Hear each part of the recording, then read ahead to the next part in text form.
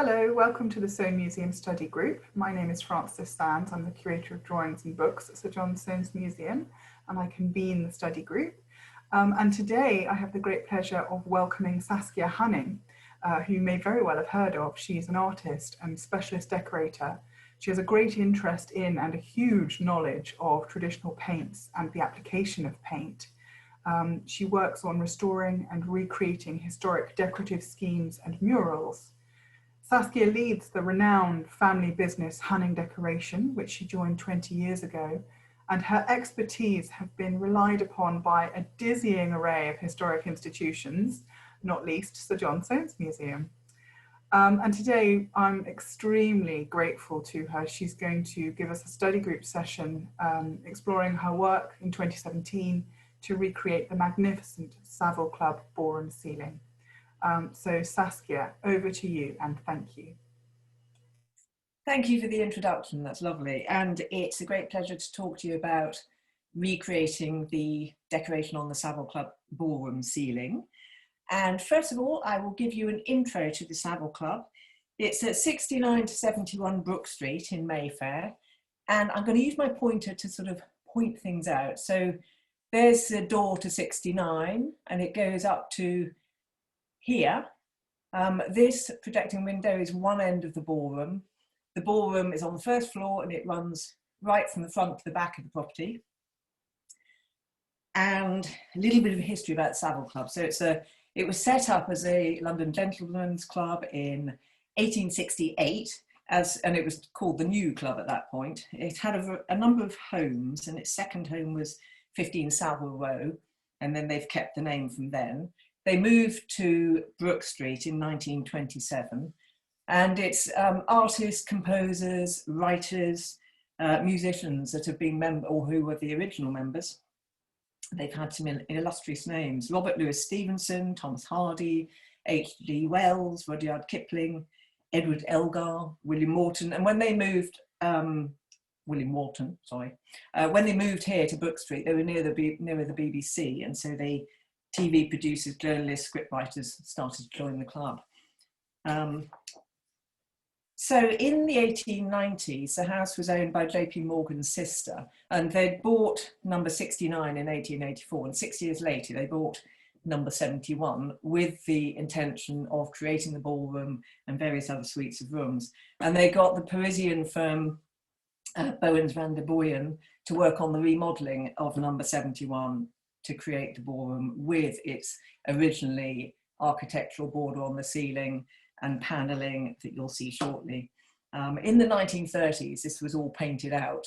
And so I will show you, I'm going to show you the process basically of recreating the decoration. But first of all, let's go into the Savile Club. So you go in through number 69 and into this rather fine entrance hall with its panelling and gilding on the ceiling. Now, if you go up these stairs, you go into the dining room, which is next to the ballroom, and there's doorways into the ballroom. We're going to carry on the ground floor and go past the bar, which is on the top left, a nice panelled room with fine paintings, and then into the image on the bottom right is directly underneath the ballroom and has those double doors at the far end which open onto you can just see the curved handrail of the stairs that go up to the ballroom.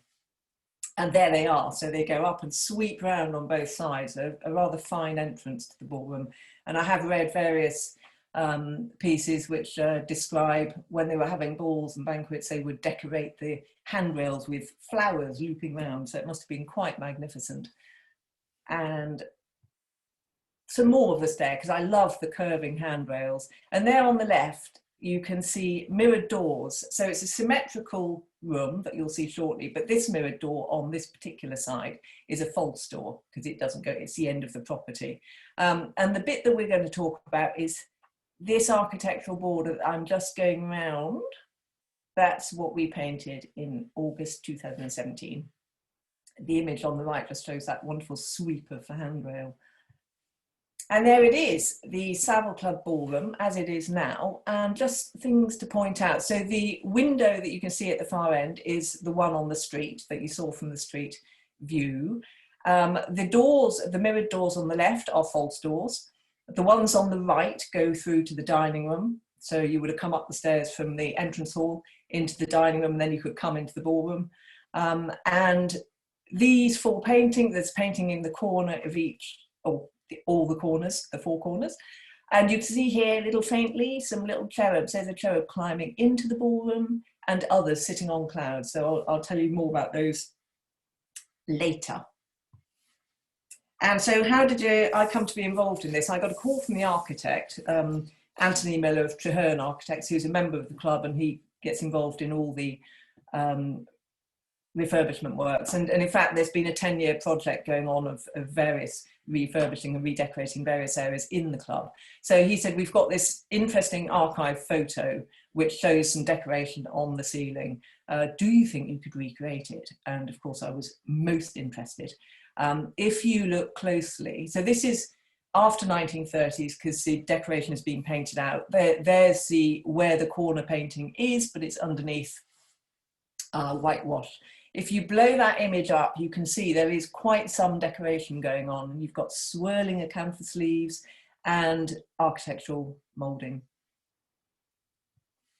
And I'm just going to give you some other views of the ballroom. So this was when we were up on a scaffolding tower, and you can see that wonderful curved end where the stairs come up. And the two paintings, which are sort of floating rather unhappily in the sky. So in the 1980s, this current pale blue grey white gold scheme was put in, and the paintings were uncovered. So they're on canvas, and they were uncovered at that point, but left with these rather wibbly wobbly borders and looking a bit uncertain up there.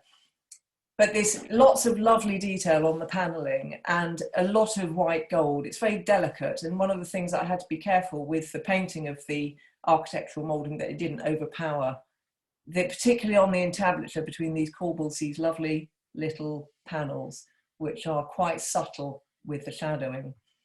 And some more details. So I had a really good look at what was on the panelling, because I needed to use this as an influence for my drawings and my recreating. So taking at these little leaves, which have rather lovely movement about them, and this shell, which you will see shortly. These are the four paintings in the corners: Exploration, Arts, Warfare and Trade. And you'll see the next image shows them with their new cartouche border, which gives some purpose and placement in the scheme, which I think you will agree works. So my initial brief was, so this was in 2016, was to produce part of the ceiling scheme on sample boards, which could then be photographed, projected onto the ceiling of the Savile Club at a drinks and canapé event, because the whole scheme had to be approved by the members and the Brook Street Trust Committee, who look after all works going on with it's a charity, and they look after all the works going on with the Savile Club building. And I had to give a little talk. Anthony Miller gave a presentation. And so for this, I needed to draw up a section of the design, working from that old photo, establish the colours, work out how to paint it, and carefully consider what it was going to look like. Basically, it needed to look as though it had been there forever, with that pale blue and white gold scheme. So how did I start off? Well, I had no measurements to start with. So I looked at that image and I did a drawing. That top drawing that I've done is about 2 meters, 2¼ meters long. So I just drew what I could see, and I referred to my photos of all the decoration on the panelling to get into the right character. So that was my first thing. Then we had, I'll just show you. So this is where I was referring to sort of elements like that with the leaves, which have a rather lovely movement to them. And I sort of thought about it carefully when I was drawing this section of the leaves. It was quite blurry looking up that side. So the next thing that we did was we had a few days on site, which the purpose of which was for me to look at colours, the size of the drawing. I had Debbie Russell, conservator, uncovering part of the painting, and Lisa Österreicher did all of the paint analysis. So she came on site to take some more samples. And so this is me on the floor of the ballroom, rescaling the design. So that top drawing This one here is the one I did in my studio, and it's too small, obviously. So I went up the scaffolding, got the right measurement, gridded my original drawing and scaled it up. So there I am drawing my correctly sized drawing, which I could then put up on the ceiling. And you can see that it's so interesting doing this because, of course, foreshortening, well, I haven't allowed for it. So that side is far too straight and not angled enough, but really interesting to see it up there. And there on the right, you can see Debbie Russell uncovering. So the next, I'm just going to show you this because this particular element of the design, this repeats, it mirror images and then repeats around the room with a few additional elements. So there's double garlands in some places, and then there's the cartouches that go around the corner paintings, and the middle of the long walls, they each have a really lovely shell detail that you will see in a bit. So this is the area that we uncovered, and now you can see, obviously it's looking very yellow ochre-y. Now the trompe-l'oeil decoration is the darker ochres. The background colour is it's a very strong ochre. It would have been linseed oil paints and they would have darkened over time being underneath the other paints. But the interesting thing was we could get all sorts of measurements from this. So here I've been putting in measurements. This is a moulding that surrounds the garlands, and we could get the height there. I could get the distance from the centre of the painting, so hugely useful. And then this particular important curve, you could see in a raking light when you were up the scaffolding, you could see the actual curve, so I could trace it off, which was fabulous. And there you can see that bit I was just showing you. So this little moulding here, there on the left image, is here in my drawing. So we could get the widths of mouldings, which were really important, and particularly for this outer moulding, which sort of borders everything, we could get a width for that. So a really useful thing to do. The Savile Club were brilliant because whenever there was an event going on in the ballroom, they would let us whiz up a scaffolding tower and do some work. So this is from my original drawing that I had scaled up in this particular site visit. The lines in red are my original drawing, and then I've just put this black tracing so you can see how angled that side piece is. And also we could get the size of this scrolling acanthus leaf, which is a very important feature that you will see later. And then the colour mixing and paint research. So Lisa Oestreicher had provided the paint analysis report. And actually, you know, when you looked at the uncover bit, at first I was going, ooh, yellow ochre, what's going on? And of course it's because in the 30s it was painted out, but in the 1980s this pale blue, grey and white gold scheme was introduced. So it has been completely changed. And so Lisa's report, so there was 3 schemes prior to the Savile Club moving in, and it was a neutral warm stone colour. Now on the ceiling where the trompe-l'oeil painting was, it had been primed with the white lead and then had a base coat of stone, and then the trompe-l'oeil was painted on top of that. And the paintings in the corner are painted on canvas and then attached. Now, when I was doing my first samples, which are those 2 pieces on the right, I started off with stone because that's what appeared in the report. But of course, it needed to work with the panelling because it's basically just an extension of the panelling onto the ceiling. And so the middle one is my first sample that I did. And in fact, when you put that up on the ceiling, the shading in raw umber, this was far too dark, and it overpowered those delicate, the panels on the entablature. So very interesting getting the colour right.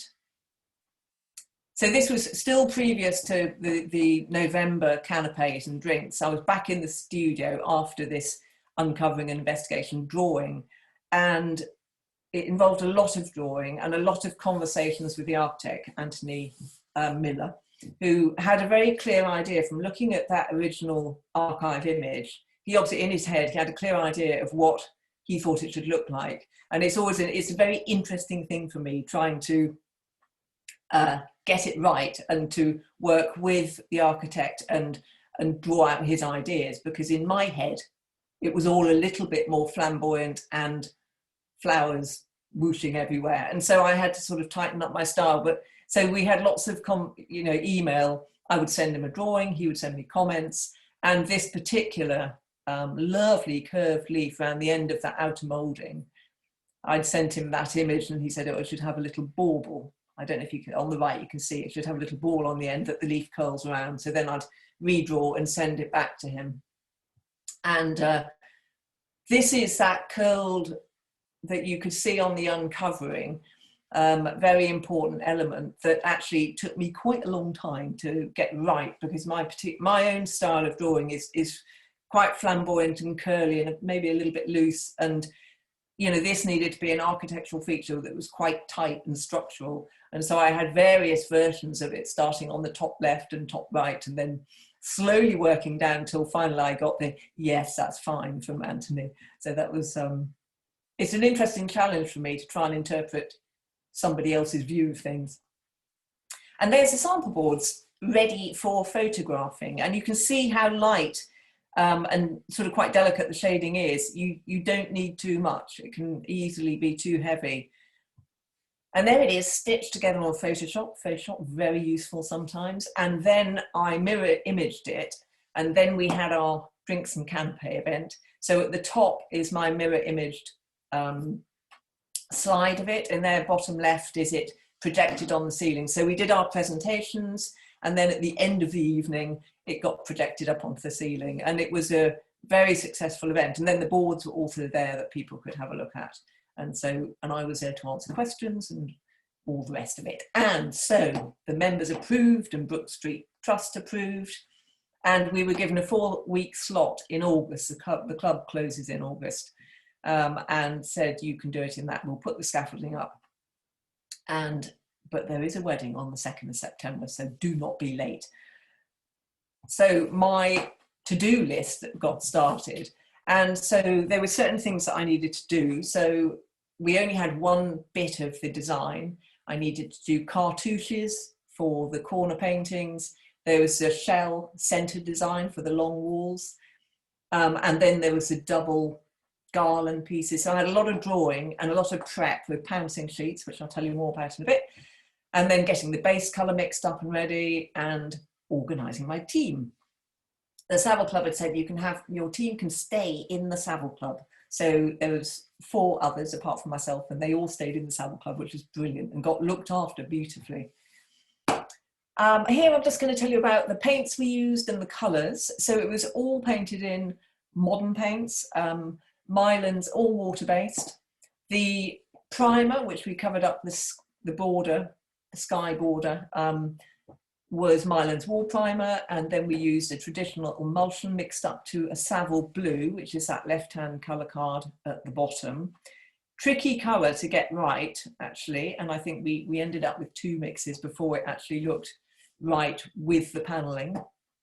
And then the trompe colours, quite simple. So we've got this second from the left is the grey trompe colour 1, which we actually ended up calling invisible blue, because it's very slightly lighter than the ground colour, and you could hardly see you were painting with it, but a very essential colour. And then there was off-white, stone, and then raw umber for the shadowing, and then a bright white for just some real highlights. But they were all Lascaux studio colours. And so I got all these things mixed up before we went on site. So we were ready to spring into action. And then how do you get your design onto the ceiling? Well, you create a pouncing sheet. There on the left is a pouncing sheet, which is a tracing of your design. You then pin prick through with a pin all of the lines. You can use a wheel on straight bits, but if you've got a tight curve, you can't get it around the curve. So it's very laborious, but it works beautifully, because then you put it in place and you have a little cloth bag, which you've got newspaper ash in. I always use newspaper ash because my father used to use newspaper ash. It's very fine. It comes off easily. You can rub it out. It's really good. And I wouldn't want to use, you can use charcoal or you can use whiting if you're on a dark ground, but charcoal would be much more difficult to get off. And there on the right, you can see the little dots, which are my pouncing lines. And here, when you've got your pouncing lines, of course, they could get brushed off quite easily. So you outline with a colour. Now, we outlined in white, because I found if we outlined in raw umber, which is my normal, a thin wash of raw umber, the painting got too dark. So we started off with white. And then the image on the left is just showing the invisible blue going in. And you can see here, this is the invisible blue, very important. And some of the highlights, and then on the right, the center section, you can see we've got the stone warm shadowing and the raw umber. So building it up slowly until it looked just right. And there it is. So that is the straight end, the street end of the ballroom. And you can see how it works with these panels on the entablature, which was very important. So along the way, I had, as I said, I had lots of conversations with Anthony Miller, the architect. And one of the brilliant things was he got a full scan done of the ceiling, measured scan. So we had very accurate measurements. We had measurements of the paintings in the corners. So it was helped me to draw out accurately, so it all fitted basically. And then occasionally along the way, I'd get a drawing like this, the cartouche around the beautiful drawings from Anthony. And then I'd work from those, and then they get adjusted, and we'd have our conversation. It'd go back and forth.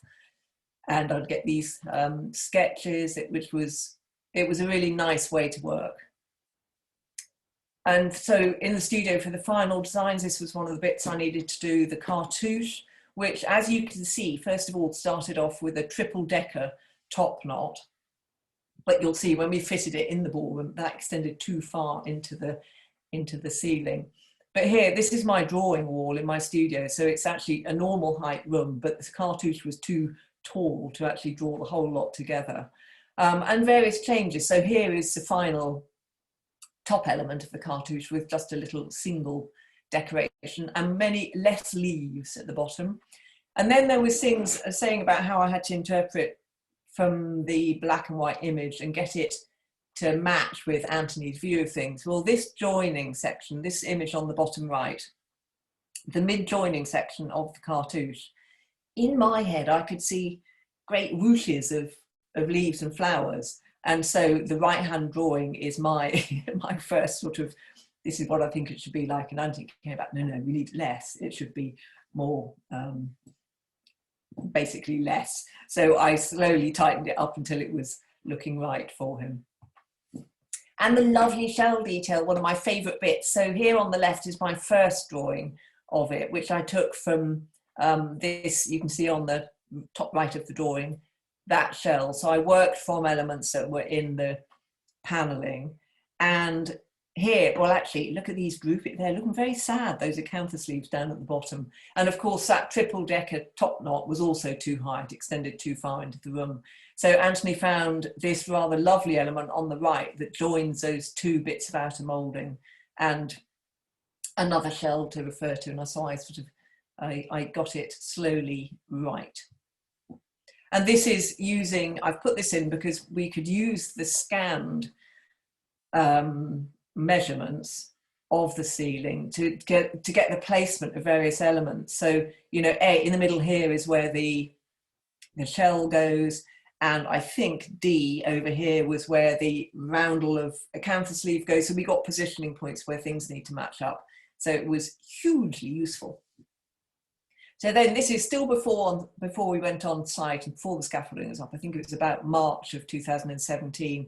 I drew up a quarter of the design. So from the centre above the fireplace, this is where the shell design is, looking very faint in this image. But then I drew up right along to include the cartouche around the corner painting.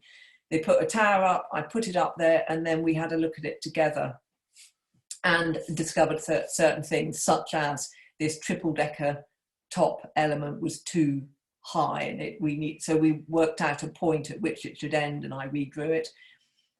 This outer moulding, this element here, the little joining piece where it joins the cartouche, just didn't work. It just sort of looked a bit clunky. So we created a joining piece so that lovely curled end of the moulding ended above this high point, and then you got this piece that you can see me indicating, hopefully, I could adjust it, but to fit in, because I knew also at the curved end of the ballroom, the spacing between the cartouche and the mouldings would be different. So it allowed us to just adjust it. And there we are. So and there's that's just looking at the double, there is the double garland. So then, this is me prepping for on-site work, because we only had the 4 weeks, I had to absolutely make sure everything was ready. So I utilised the family home, big walls that I could trace off. So here I am tracing off one of the elements. Now the pouncing sheets, there was probably about equivalent to 6 of these that needed doing. So they're big and they're very detailed. So there's about a week's worth of work. And I got Joy Huning to join me in the pouncing team. And we pounced very fast for a week.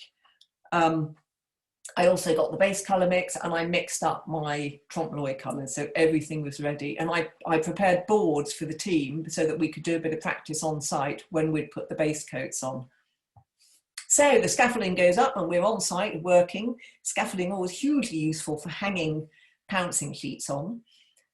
And so the painting progress here, we've started in a corner, and you can see I've marked up, hopefully you can see faint lines. So I've marked the bottom of the trompe-l'oeil work and then various centres so that we can position the pouncing sheets. Now these had to be positioned twice because we had to mark the edge of the architectural border with the pouncing sheets in place, take them off, prime, then do the Savile Club, Savile Blue base colour, then put them back on and pounce a design on. So a bit laborious. And also I'll show you later how I marked up and notated so we got them back in the same place. But there they are, all fixed up around the, oh look, and you can see there the rather simplified joining piece that I'm just circling. And there was other little flourishes that I managed to get in there on that joining piece.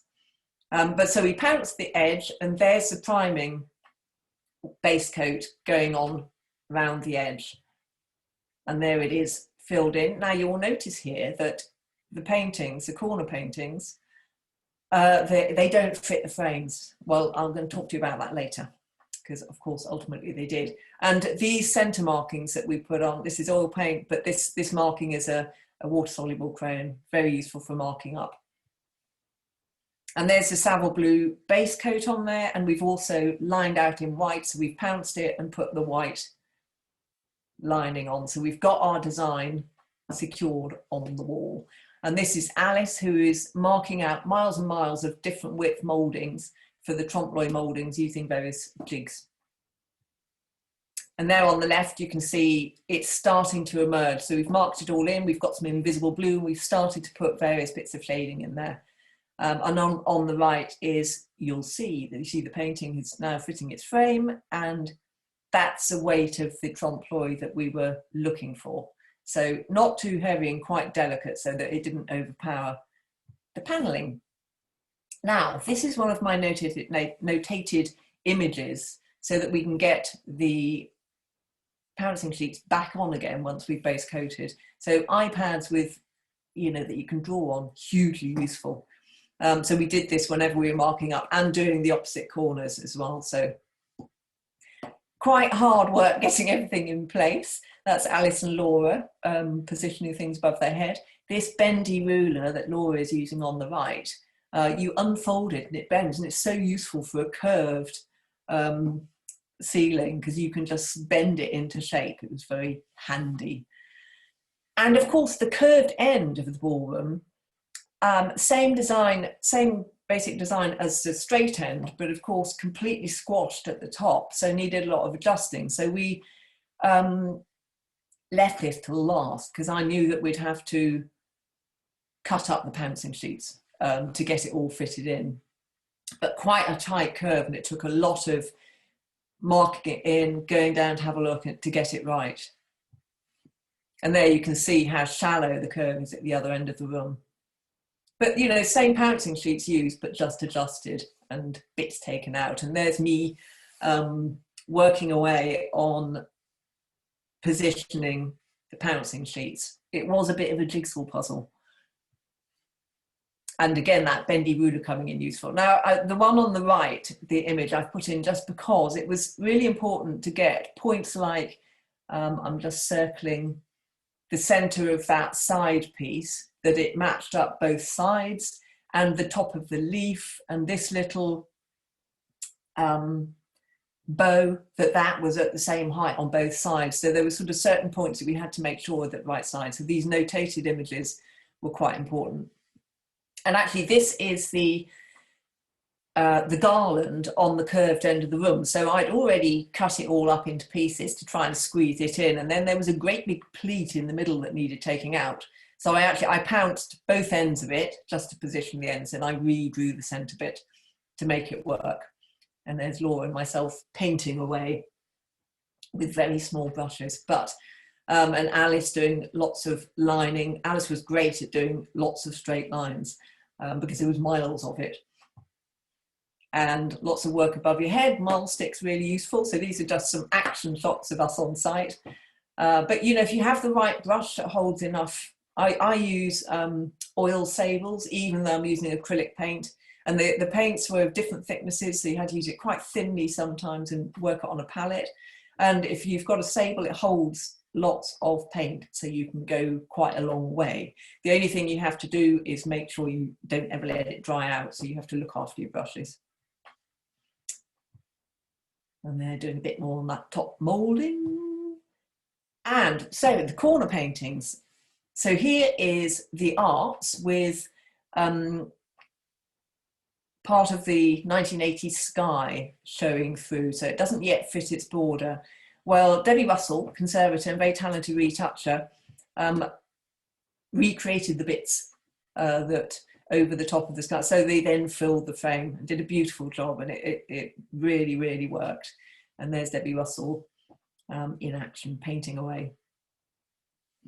And I've just got to show you this. I really like this shell bit, as you can probably tell because I keep mentioning it. But this was the first bit that I painted. We'd got everything marked in and pounced and lined out in white. So I started on the shadowing on this and slowly working in. There on the left, you can see the invisible blue going in. So it was quite a slow process of building up the colours until it looked right, basically. And also at the end of the project, I walked round and round, looking and looking, and just adding a touch here and there to sort of finish it off. And there it is in its place, looking rather fine. And these lovely chandeliers, which I think were a gift to the club in the 1930s, not quite sure, but they were all cleaned while the scaffolding was up. So just some more views of the finished ballroom. And I think it really does work because it doesn't look out of place and it looks like it should be there, which is the main purpose of, you know, of what we were doing. And here, this is the curved end of the ballroom. You see it's missing its top element because the lights are in the way. They're positioned differently. And the other end, which does have those rather nice top elements. And the team, so there was 5 of us on site, and at the curved end of the ballroom, one of the, opposite that mirrored door that I showed you at the beginning, halfway up the stairs, there's a cupboard, and they do have in there various plaques of what's happened in the past. So we were asked to paint this up, which describes what we've done and mentions the team. And so there on the left is Juliet Campbell, Alice Ibsen, Laura Stevens, Debbie Russell and myself. And the project was made possible with donations from members of the club and also the Fly Fishers Club, which has a suite of rooms within the Savile Club, and the 69 Brook Street Trust. So a hugely enjoyable project, but that's not all. So in 2018 and 19, I went back to paint cherubs because in one of the there was a water leak. There's bathrooms above the ballroom, and there was a water leak which brought down some canvas fragments with paintings of cherubs. So there had been cherubs on the ceiling, which was brilliant. So I had 2 sessions of painting cherubs. The first one in 2018, I used the original fragments to recreate the cherubs. And Anthony and myself sat in the ballroom and looked at the ceiling. We're going, right, okay, what cloud can have a pair of, where can we put these clouds? What can they be sitting on? And worked out where they would go. So this rather fine chappie. So I traced off from the originals and then drew the rest of them. So I had a lovely time drawing cherubs. And these are the other two fragments. So we've got a pair there at the top with one practically complete cherub. And then this little group, bottom right, where there's 4 cherubs, because you can see parts of 4 cherubs. And, you know, this one here is obviously lying on his back with flowers. So I had a great time recreating a group of cherubs and then finding various clouds, because this left hand, he needed to be holding onto the cloud. So we found a suitable place for him. In the first session in 2018, this was when there was going to be big celebrations for 150 years of the Savile Club. And so this pair of cherubs, when we did a fitting, we did cherub fittings in the ballroom, and we decided they needed a third joining the group, which I drew in. And then just before I was going on site, Anthony rang and said, oh, we'd like that pair of cherubs to have a bottle and a glass. And one of our members has painted a wine label to go on the bottle. We'd like you to attach that. And so we had some interesting discussions about how big the bottle of wine should look. And so I added that in, which was great fun. And this was my second session. So the just showing the sequence of how things were done. So I drew this pair. We'd identified the cloud that the right-hand cherub was going to sit on. And there we are, top right, at the fitting. So I had the tower up and put the drawings up on the ceiling, and Anthony himself looked at them and went, left a bit, his foot needs to rest on that bit of cloud. And then bottom left, that's the pouncing sheet in place. And there on the right-hand side, I've just started pouncing that little chap. And they're slowly appearing. So they appear quite delicately, and you know, the ground colour can be used as part of the shading, so I allow the blue to show through. And before I show you the final of those 2 little cherubs, just a couple of things that can happen. So you know, big tower going up to the top to paint your cherubs, and of course you paint a bit and then come down, have a look, go up again, come down, have a look. And so over 4 days, because I think I had 4 days over each of the bank holidays, I went up and down that scaffolding many times. You get very fit with this sort of work. But there on the left from the first session, that May bank holiday, there was an almighty thunderstorm and downpour, and the sky went black outside. And, you know, my colours all changed. Everything went grey. Well, luckily I was sort of nearly at the end of it, but I had a sort of panicked half an hour going, oh my goodness, what's happened to the colours? And of course you get all these weird scaffolding shadows, but that, you know, that's just something that happens with this sort of work, really.